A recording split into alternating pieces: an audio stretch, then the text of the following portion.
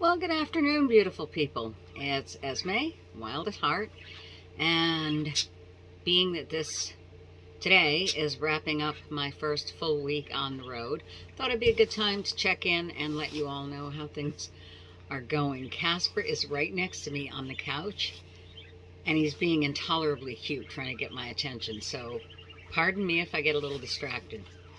Anyway, I'm coming to you in my very stylish, very beautiful um, rain poncho because today is pack up day, as tomorrow is moving day. So I keep running back and forth in and out of the pod, excuse me, between, we're going back and forth between torrential downpours, just plain rain, and drizzle. And drizzle I can deal with. I'll go out with my very sexy, very stylish rain poncho and work in that. But, all out rain and torrential downpour, no thank you. But it's better than it was when I was packing up. When I was packing up last week in Vermont, it was absolutely torrential and it was freezing. And I had no choice but to work in that rain because I had to leave the next day, and man, oh man, am I glad that I did, because I was on Facebook a little while ago, and people in Morgan and Charleston and one in Northern Derby up by me was reporting snow, and I was like, whew, I got out of there just in time, because I think I made it clear to you all, I have no intention whatsoever of towing in the snow. So, all of that said, enjoy your snow, or don't, whatever. Um, so this first week has been kind of a shakedown week, right? Because the dogs and the bird and the rat and I have never spent time, extended time, inside the pod. And this was the week to find out if everything's working right, if there's anything that needs attention. Learned how to use a torque wrench this week and torque the wheels on my trailer. Yay me, thanks to my lifetime good friend Bob Collins. And my brother stopped in yesterday. We hadn't seen each other in about 10 years, so we went out to lunch. He lives in Rhode Island, so that was really nice. So let me back up a little bit.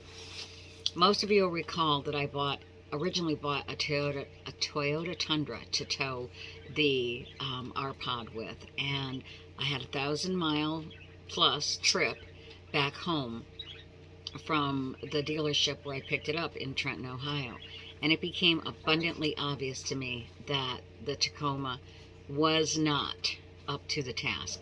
Going up hills with Casper, stop it. Come here. Come here. What are you doing? Come here. Get over. Come here. Say hi. If you're going to be a pain in the ass, get over here and say hi. He's all tangled up in my poncho. Say hi. Say hi, everybody. You got me. You got me. Boy. All right. Now get down and behave yourself. There's your toy. Forgot what I was saying. Anyway, and Bella's right over here to the other side to me, being very distinguished, and, as she always is, because at 16, she's far too old and dignified for his bullshit. Anyway, so it became obvious to me that the Tacoma, as much as I love that little truck, was just not going to be able to handle it, and the gas mileage was horrendous. Absolutely horrendous. So I started looking around online. I made an appointment with the dealership in Burlington to have an oil change and get the Tacoma up on the lift and make sure that I had the full Toyota tow package, because I doubted it. Even though I had them run my VIN twice, both times it came back and said, oh yeah, you're all set. Well, when the technician got it up on the lift, guess what was missing? In addition to the brake controller inside inside the cab, no transmission oil cooler, no engine oil cooler. So I don't know what was going on with the VIN, but it did not have the full Toyota towing package. So I went over and looked at the Tundra that I had seen online, and the dealer wanted me, obviously, to test drive it. And I was like, I'm not going to do that until I get a definitive answer on the Tacoma.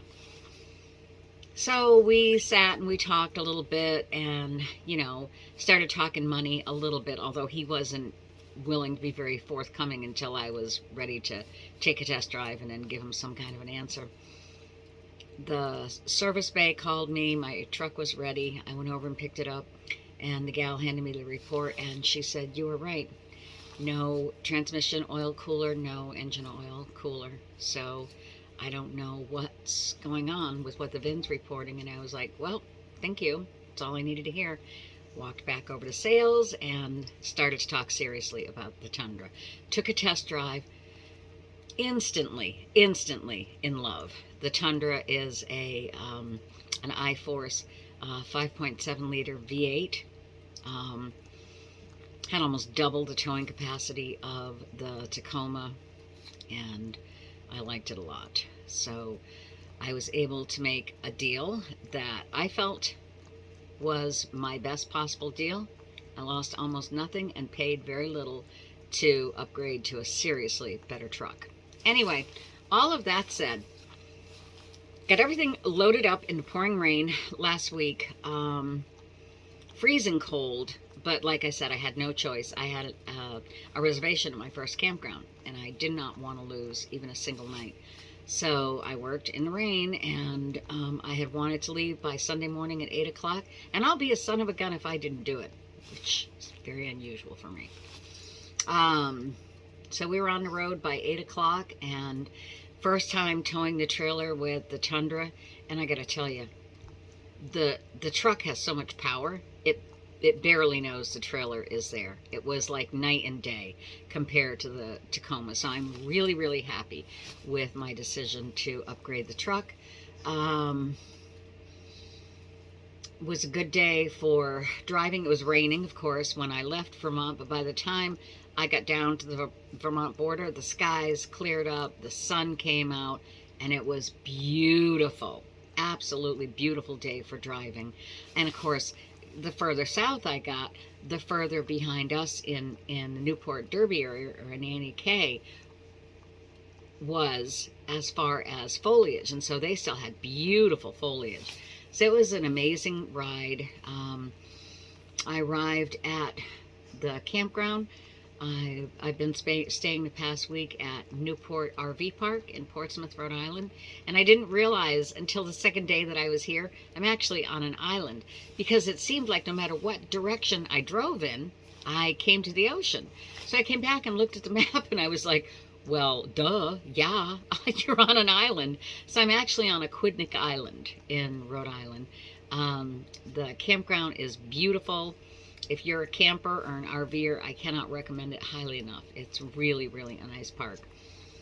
Anyway, so it's been, it's been a nice week. We had incredible weather all week long, so I really have no place complaining about the rain today. Every single day was clear blue skies, bright sunshine, almost cloudless skies until evening. And then there's like a thin, high cloud cover that comes in from the ocean every night. And then as soon as the sun comes up in the morning, it burns off. So the weather has been absolutely fabulous up until today. In a couple of days this week, it got up to 80 degrees. It was 78 one day and 80 2 days later. So that's been nice. I spent some time at the beach. I did some wandering around. Took in a lot of the really beautiful trails here. I posted pictures of them in the Facebook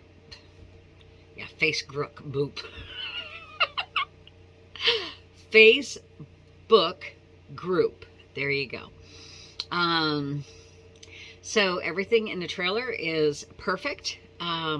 This is the first time that I have actually spent any time preparing meals inside of a trailer. Like, I don't even do that in my motorhome. I lived there for almost 5 months, never cooked a meal inside once. but the way the sites are set up here, there really wasn't room to set up the gazebo and set up my camp kitchen in there, so it's been in here, which has been really weird. But everything works perfectly. The bed is so comfortable. I have literally been sleeping like a baby every night. No surprises, thankfully. Really happy about that.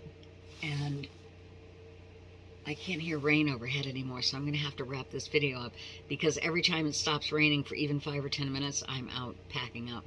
I have to get the truck loaded, and then tomorrow morning I have to get my water pipe and my sewer hose taken care of and empty my tanks and all of that fun stuff. So it has been a thankfully uneventful first week, other than the fun things that I did. Like I said yesterday, my brother, who lives in Rhode Island, came down and we went to lunch together, which was nice because we hadn't seen each other face to face in about 10 years. The dogs are loving it. Of course, they always love travel.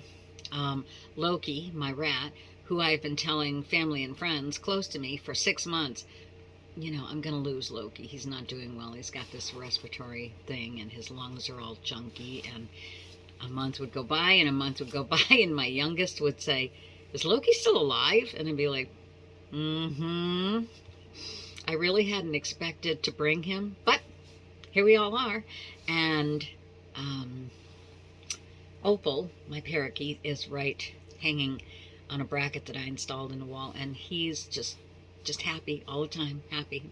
Just sings and chirps and sings, and he's happy. He's probably delusional. I got to thinking about that the other day. Can any creature really be that happy and be all right in the head? I don't know. Anyway, so tomorrow, like I said, is moving day. I'll be leaving here and headed to Trap Pond State Park in Laurel, North Carolina. If y'all are really interested, go ahead and look it up online. It is incredibly beautiful, and I am so excited to be there.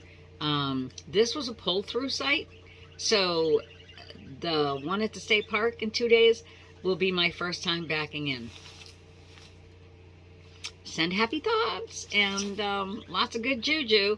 I spoke to the campground today to see if they had any pull-through sites available, because I'm such a wuss about it. And the gal was like, "You got this, Esme. Don't worry about it." I said, "Well, in actuality, you should probably take a walk around the loop where my campsite is.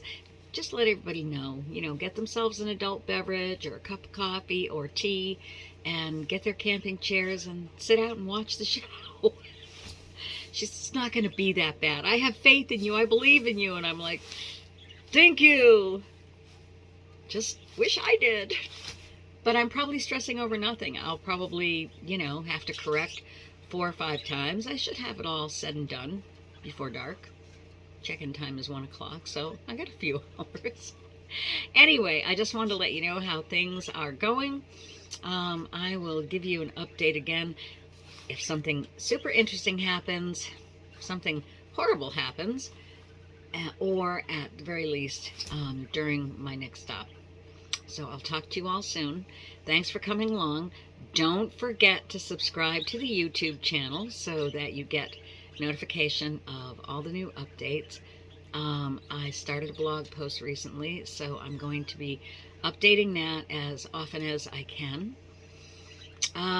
Yeah, lots of ways to follow along and live vicariously. So I'll talk to y'all real soon. Mwah. Stay safe, stay warm, stay dry, and stay happy.